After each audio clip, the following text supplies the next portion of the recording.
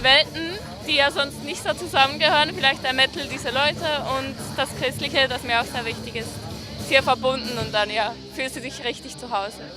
Auch wenn andere denken, das ist nur Lärm. Es hat einfach gute Musik und einfach eine starke Message eigentlich. Dass man einfach akzeptiert ist, wie man ist. Ich denke, das ist das größte Geschenk. Also die Leute werden dort abgeholt, wo sie stehen. Hier versteht man mich und bei anderen, die wissen vielleicht nicht, um was es eigentlich geht. Unblack ist ein Netzwerk von Christen in der Schweizer Metal-Szene. Die wollen in der Szene mittendrin unterwegs sein. Eben, wir machen den Gottesdienst in einem säkularen Club. Es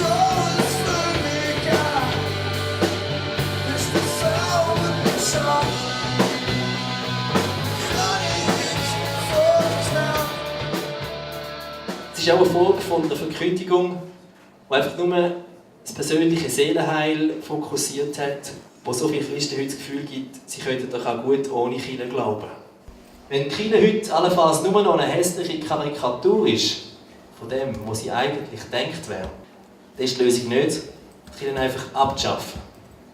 Die Metal Church haben wir seit 4 Jahren dabei und die Metal Church finde ich gut, weil die Musik hat ja nichts mit dem Glauben zu tun.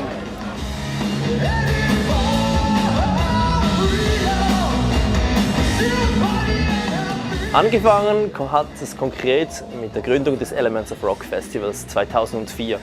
Da wurde sofort dann auch ein Internetforum lanciert und das hat dann geholfen, das, was da an Beziehungen und Erfahrungen passiert ist, dann unter dem Jahr auch zu konservieren, weiterzuentwickeln. Also das ist so ein Teil, also es braucht diesen Teil der Heimat.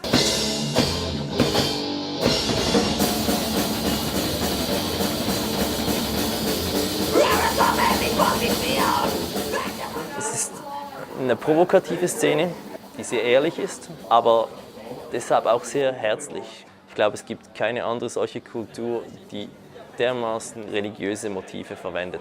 Fragen nach Transzendenz, nach Glaube, nach Gott. Die meisten Metaller interessieren sich stark für diese Fragen. Sie sind einfach sehr kritisch und die Frage ist, bin ich als Christ fähig, diese Provokation, diese schweren Fragen auszuhalten? Bin ich da gesprächsfähig?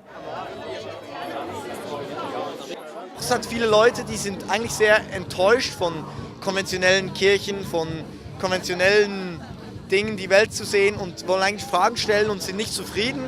Und deswegen haben wir auch zum Beispiel dieses Bibel, Bier und Metal.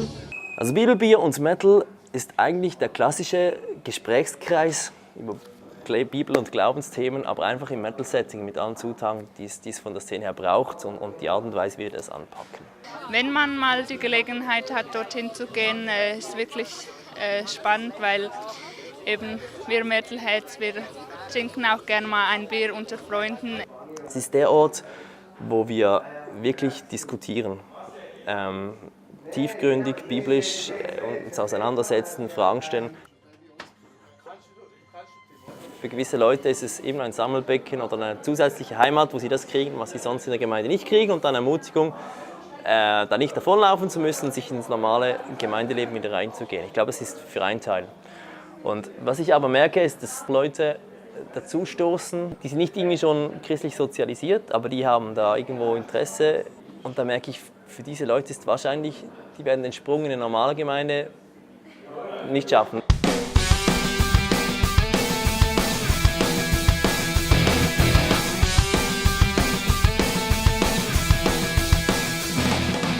Die Schwarze Braut ist eine Metal-Kirche. Wir wollen einfach Gemeinschaft haben hier und wir wollen daraus das entstehen lassen, was daraus entsteht.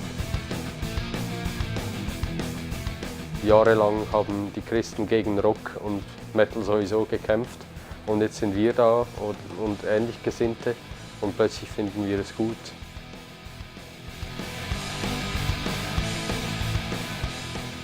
Ich träume von Tausenden von Metallern, die Jesus nachfolgen und mit langen Haaren und gereckten Fäusten und lautem Schreien und tiefer, feiner Herzlichkeit da mit Jesus unterwegs sind und in ihre Welt prägen und heilen und erreichen.